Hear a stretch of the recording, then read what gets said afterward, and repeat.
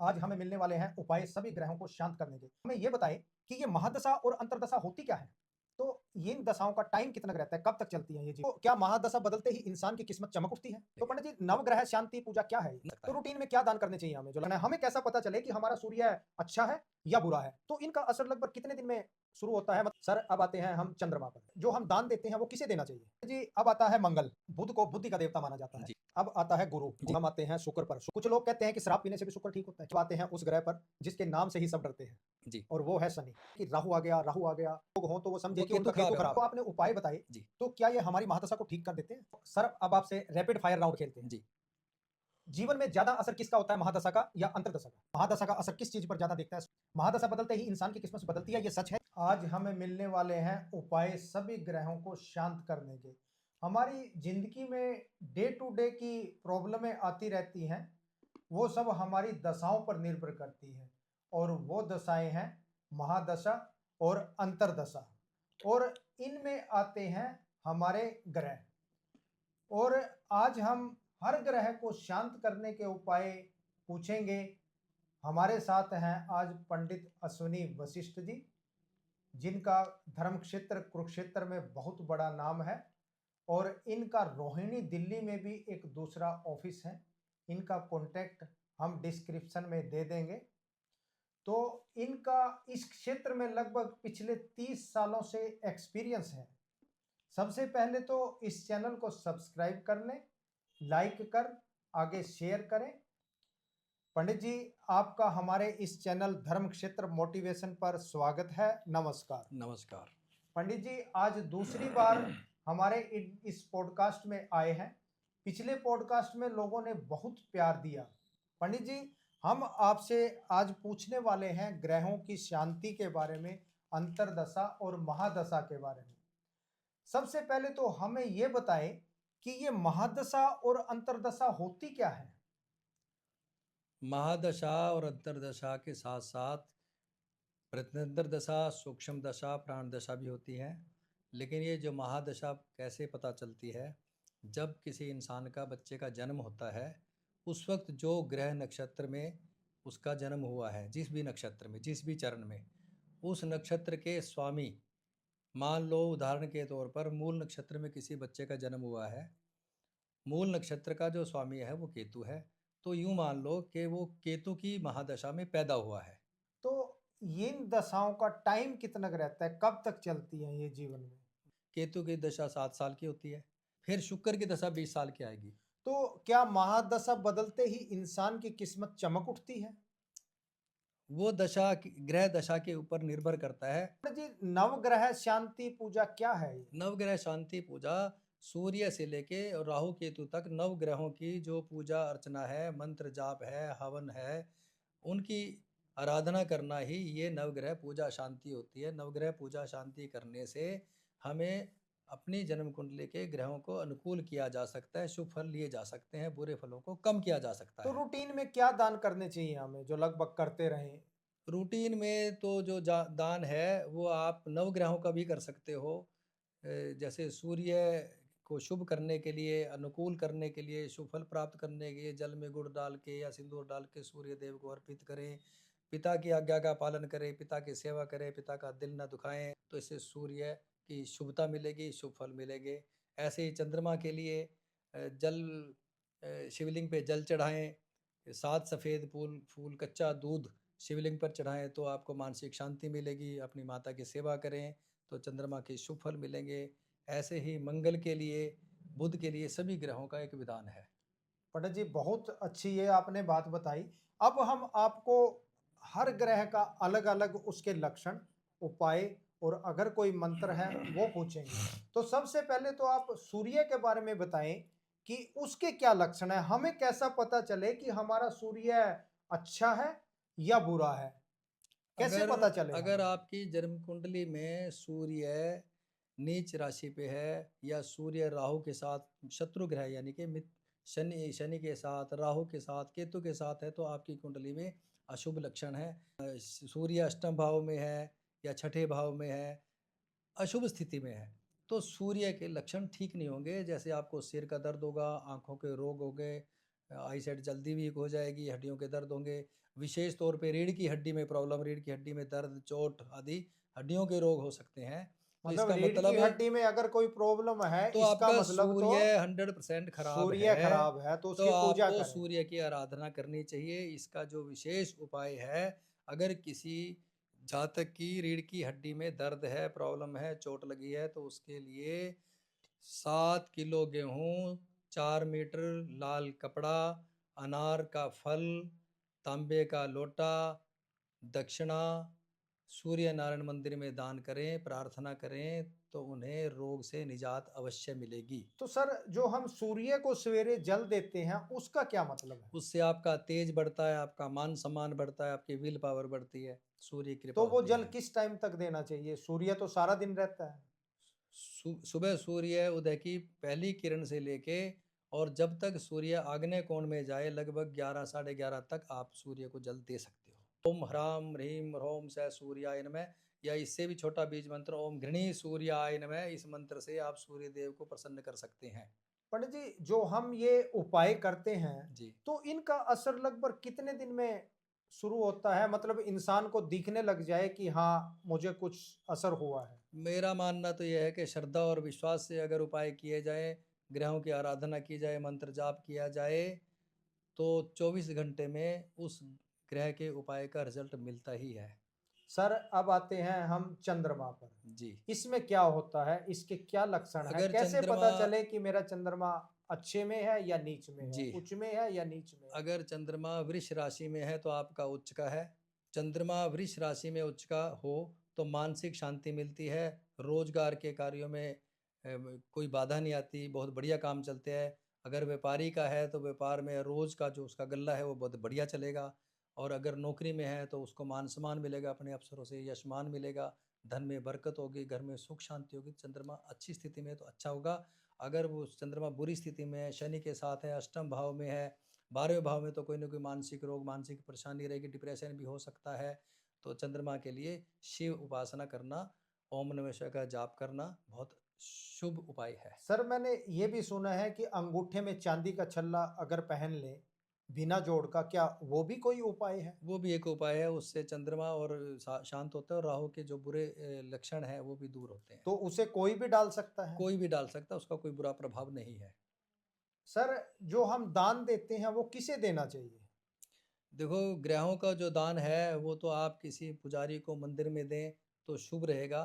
लेकिन ये है कि जो पाप ग्रह हैं, जैसे शनि है, राहु है, केतु है, वो गरीबों को या कोढ़ियों को भोजन करवाए, गरीबों को भोजन करवाए, उनको भी शुभ, तब भी शुभ रहता है।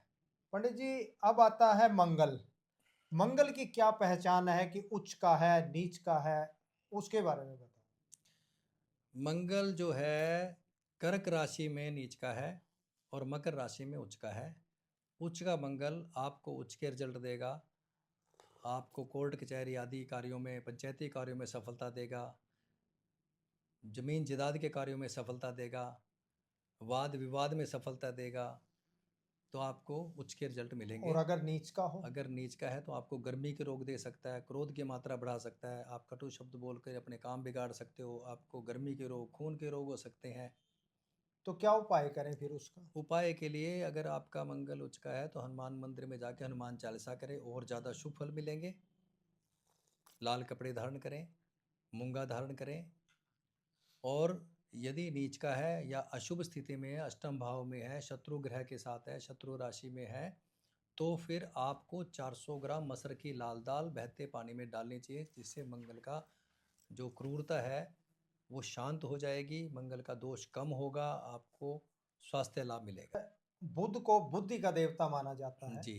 तो बुध के लक्षण बताओ कि क्या है कि बुध उच्च अगर का है बुध या नीच का है? अगर बुध आपकी जन्म कुंडली में शुभ है, उच्च का है, कन्या राशि में है, मीन का है तो नीच राशि में है, तो उच्च का जो बुध है या शुभ बुध कहो आप, उच्च नीच से भी हटके, अगर कुंडली में बुध सबसे उत्तम क्वालिटी या सबसे अच्छा 10वें घर का बुध होता है, जो आप इंसान को बहुत बड़ा व्यापारी, बहुत बड़ा ऑफिसर या बहुत बड़ा राजनेता बना सकता है। मुखिया के रूप में वो काम करता है, अपने अपने फील्ड में जो भी भगवान ने उसको फील्ड दिया है वो मुखिया के रूप में काम करता है। बुध इतना ज्ञानवान, बुद्धिमान, विवेकमान और सुंदर ग्रह है। तो इसको बलवान बनाने के लिए ताकि और हमारे जीवन में काम करे तो क्या करें? पन्ना डालना चाहिए चिचली उंगली में, सबसे छोटी उंगली में, कनिष्ठिका उंगली में पन्ना धारण करें।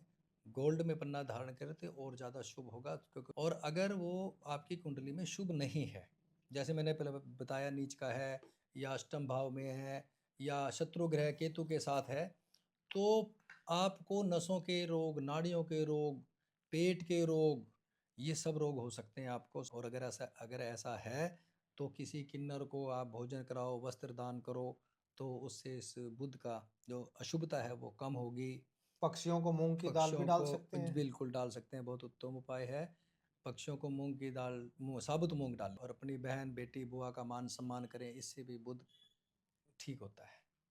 अब आता है गुरु। जी गुरु का हमारे जीवन में बहुत महत्व है। गुरु से ही हम जान पाते हैं कि हमारे अध्यापक, हमारे जितने भी शिक्षा देने वाले वो सब गुरु ही हैं। तो ये गुरु के लक्षण क्या है? बृहस्पति के लक्षण क्या है कि किसी को पता देखिए चले कि मेरा बृहस्पति खराब है? जी, अगर आपके दादा खुश हैं तो आपका बृहस्पति बहुत उत्तम है। जन्म कुंडली में अगर बृहस्पति मकर राशि में है तो नीच का है, कर्क राशि में है तो उच्च का है। वो खराब लक्षण क्या है आपके, कि आपको लीवर के रोग, शुगर के रोग हो सकते हैं। पीलिया रोग भी बृहस्पति देता है। और आपकी पढ़ाई में, विद्या में अड़चन आ सकती है। आप अपने बच्चों के कर्मों से खुश नहीं रह सकते, क्योंकि संतान का जो सुख है वो भी बृहस्पति देव देते हैं। और अगर आपकी कुंडली में बृहस्पति उच्च का है, शुभ लक्षण में है, लगन में है, नवम भाव में है, केंद्र में है, त्रिकोण में है, शुभ है, तो मित्र के इसको साथ बलवान है, करने के क्या उपाय तो करने आपको चाहिए? इसके शुभ फल मिलेंगे। यदि बृहस्पति को शुभ करना है तो आपको अपने गुरु, अपने दादा, अपने पुरोहित का मान सम्मान करना चाहिए। चने की दाल में गुड़ मिला के गाय को खिलाना चाहिए। इससे आपके शरीर के रोग दूर होंगे।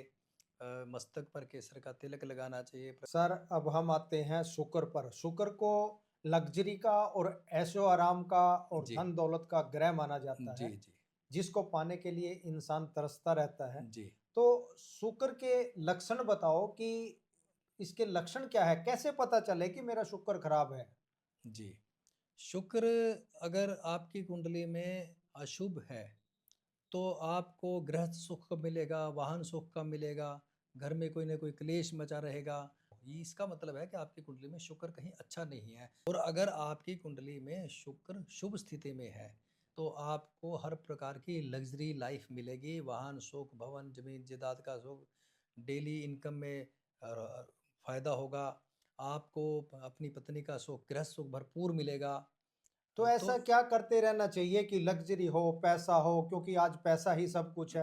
तो इंसान को ऐसे क्या उपाय करते रहने चाहिए कि शुक्र उसका उच्च में हो, अच्छा हो? अपना जो बेडरूम है एकदम साफ सुथरा रखना चाहिए। और एक भी दिन उसको, एक दिन पुराना कपड़ा नहीं डालना चाहिए। आज जो उसने कपड़े डाले हैं तो कल नहीं उसको डालने चाहिए। और जो है ना, परफ्यूम का इस्तेमाल हर रोज़ करना चाहिए। लक्ष्मी माता के मंदिर जाना चाहिए। लक्ष्मी माता परफ्यूम का इस्तेमाल कमरे के अंदर? रूम में करना चाहिए। इत्र का इस्तेमाल अपने बॉडी पे करें। और लक्ष्मी माता के मंदिर में जाएं, कमल का फूल या गुलाब का फूल उनके चरणों में समर्पित करके और प्रार्थना करें। और गाय को हर रोज़ रोटी या गुड़ देते रहें, तो लक्ष्मी माता की कृपा होगी, शुक्र की कृपा होकर आपको सर, लग्जरी लाइफ मिलेगी। कुछ लोग कहते हैं कि शराब पीने से भी शुक्र ठीक होता है। क्या ये ठीक है? ये एक भ्रांति है। सर, अब आते हैं उस ग्रह पर जिसके नाम से ही सब डरते हैं, जी और वो है शनि। अब कैसे जाने कि मेरा शनि खराब है? देखो, डरने की कोई इसमें बात नहीं है। मैंने पहले कहा, अगर किसी की शनि की महादशा लगी हुई है, शनि की 60 से ज़्यादा लोग डरते हैं। अगर वो धर्मपरायण है, अगर उसका चरित्र ठीक है, अगर वो तामसिक वस्तुओं से, शराब आदि से बहुत दूर है, और वो कोई ठगी वगैरह, कोई चोरी, कोई गलत काम नहीं करता है, तो मुझे नहीं लगता कि शनि की महादशा या 60 उसका कुछ बिगाड़ती है। हाँ, थोड़ा 60 में या महादशा में वो स्लो हो जाती है, उसकी ज़िंदगी धीरे हो जाती है, अड़चनों के बाद काम आते हैं, थोड़ी नीरस हो जाती है ज़िंदगी। लेकिन ऐसा नहीं है कि डरने की कोई बात है। शनि मंदिर जाएं, पीपल के पेड़ में जल चढ़ाएं, घी, सरसों के तेल का दिया जलाएं, तो शनि अनुकूल रहेगा। गरीब लोगों को भोजन करवाएं, गरीब लोगों की मदद करें, तो शनि अनुकूल रहेगा, तो कोई क्या डरने की बात नहीं है उसमें। क्या हनुमान जी की पूजा करने से भी शनि ठीक रहते हैं? जी हाँ, हनुमान जी की पूजा करने से शनि बिल्कुल अनुकूल रहते हैं कि मैंने सुना है कि जो हनुमान चालीसा नित्य पढ़ता है, तो शनि की नीच दशा का उसके ऊपर कोई असर कोई नहीं असर नहीं रहता। होता कि अगर किसी ने हनुमान जी को इष्ट मान के रखा है, हर रोज़ उनकी पूजा करते हैं, तो शनि की यानी महादशा उनकी वक्र दृष्टि उसके ऊपर नहीं फिर नहीं पड़ेगी, नहीं, जाएगी। क्योंकि हनुमान जी के जो कवच है, उनके साथ काम करेगा। सर, अब कहते हैं कि राहु आ गया, राहु आ गया। जी। ये क्या है? क्या करते हैं ये? जिस प्रकार से राहु शनि की आपने बात कही, शनि से लोग डरते हैं, ऐसे राहु से भी लोग डरते हैं। लेकिन मेरा मानना ये है कि राहु इतना डराने वाली चीज़ नहीं है। राहु जो है ना, दिमाग की चीज़ है। राहु का वास यहाँ पे है, खोपड़ी में। तो जितनी भी संसार की खोज है, जितने बड़े-बड़े साइंटिस्ट हैं, वो राहु की कृपा से ही बनते हैं। ये कैसे पता लगे कि मेरा राहु अगर खराब है? वही बात है हर ग्रह के हिसाब से, अगर राहु आपकी कुंडली में ठीक नहीं है, उसमें आपको कष्ट मिल सकते हैं, शूल योग, पेट के रोग हो सकते हैं, ऐसी बीमारियां जो डॉक्टरों के समझ में ना आए, और थोड़ा बहुत किसी नज़र उतारने से ठीक हो जाए, तो राहु भी ठीक रहता है। और इसी प्रकार से मछलियों को आटे की गोलियां खिलाओ, और गरीबों को भोजन खिलाओ, पक्षियों को दाना खिलाओ, तो उससे भी राहु अनुकूल रहता है। और राहु अगर किसी का शुभ है कुंडली में, तो वो तो राजाओं जैसी जिंदगी बना देता है। और ये केतु? केतु का भी ऐसा है कि अगर आपकी जन्म कुंडली के अंदर केतु अनुकूल नहीं है, शुभ स्थिति में नहीं है, तो आपको टांगों के रोग, कान के रोग, मूत्र रोग, ये रोग देता है। संतान के कारण भी आपको परेशानी, पीड़ा हो सकती है, क्योंकि यानी संतान का जिनको सुख भी, ये रोग हो तो वो समझे वो कि केतु उनका खराब केतु है खराब उनका, है। केतु खराब है उनका। तो क्या करें वो लोग? तो हाँ, और अगर शुभ है तो केतु यात्राओं से फायदा देता है, ईश्वर की कृपा, इष्ट की कृपा भी दे देता है। तो ऐसे लोग क्या करें? ऐसे लोग जो है गणेश जी की पूजा करें, कुत्तों को रोटी खिलाएं, बिस्किट खिलाएं, कुत्तों की सेवा करें, और अपने घर की छत पे पीला झंडा लगाएं, तो केतु के बहुत ही शुभ फल मिलेंगे। तो सर, क्या हम किसी भी ग्रह का मंत्र जाप कर सकते हैं या कुंडली के हिसाब से करना होता है? वैसे तो हमें हर रोज ही नवग्रह मंत्रों का जाप करने चाहिए, ताकि हमारी पूरी कुंडली अनुकूल रहे। लेकिन अगर आपको विशेष मंत्र का जाप करना है, तो आपके लगन स्थान में जो भी राशि है, उस राशि के स्वामी ग्रह का, या भाग्य स्थान में जो भी राशि है नवम भाव में, उस राशि के जो ग्रह स्वामी है, उसका जाप हर रोज करना चाहिए, जिससे आपका स्वास्थ्य ठीक होगा, नेम फेम मिलेगा, फेस इंप्रेशन अच्छा होगा, और आपका भाग्य बलवान होगा। जो आपने उपाय बताए, जी तो क्या ये हमारी महादशा को ठीक कर देते हैं? हाँ, हमारी महादशा को, अंतर्दशा को अनुकूल कर देते हैं। अगर बहुत बुरी है तो उसको कम बुरा कर देते हैं, अगर वो दशा अच्छी है तो उसको और शुभ कर देते हैं। तो क्या हम अपने ग्रहों को ठीक कर लें, तो क्या हमारी सभी दशाएं ठीक हो जाएंगी? जैसे मैंने कहा कि आपकी अगर कोई अशुभ दशा है तो वो कम अशुभ हो जाएगी, और अगर शुभ दशा है तो और अच्छे रिजल्ट दे। तो सर, अब आपसे रैपिड फायर राउंड खेलते हैं। जी। जीवन में ज्यादा असर किसका होता है, महादशा का या अंतर्दशा का? ज़्यादा जो दशा है वो महादशा के साथ साथ अंतर्दशा, प्रत्यंतर दशा, सूक्ष्म दशा, यहाँ तक कि प्राण दशा का भी असर होता है। सबसे डरावनी महादशा किस ग्रह की मानी जाती है? मेरा मानना है किसी भी ग्रह की डरावनी दशा नहीं, आपके कर्मों के ऊपर। महादशा का असर किस चीज पर ज्यादा देखता है, स्वास्थ्य पर, प्यार पर या पैसे पर? तीनों पर होता है। महादशा बदलते ही इंसान की किस्मत बदलती है, ये सच है या झूठ? जी, ये सच बात है। सर, हमारे पिछली एपिसोड में एक व्यूवर का क्वेश्चन आया था कि मेरा मंगल खराब है, तो मुझे क्या करना चाहिए? अगर उनका मंगल खराब है, किस स्थिति में खराब है, ये तो उनकी जन्मपत्री बताएगी। लेकिन अगर वो कह ही रहे हैं कि खराब है, तो उनको हनुमान मंदिर में जाके हर रोज प्रार्थना करनी चाहिए, पूजा करनी चाहिए, हनुमान चालीसा करना चाहिए। अगर उनको रोग हैं, या बीपी के रोग भी मंगल देता है, खून के रोग देते हो, तो 400 ग्राम मसूरी की लाल दाल 4 मंगलवार बहते पानी में बहानी चाहिए। सर, आपने बहुत अच्छा ज्ञान दिया। अगर आप कुछ पूछना चाहते हैं तो सर का नंबर डिस्क्रिप्शन में, एड्रेस, मोबाइल नंबर सब दिया हुआ है। आप उस पर भी पूछ सकते हैं और हमारे एपिसोड में भी आप कमेंट करके पूछ सकते हैं। आपने इतनी अच्छी जानकारी दी, इसके लिए आपका बहुत धन्यवाद। और अगले एपिसोड में फिर एक नई जानकारी के साथ मिलते हैं। तब तक नमस्कार। नमस्कार।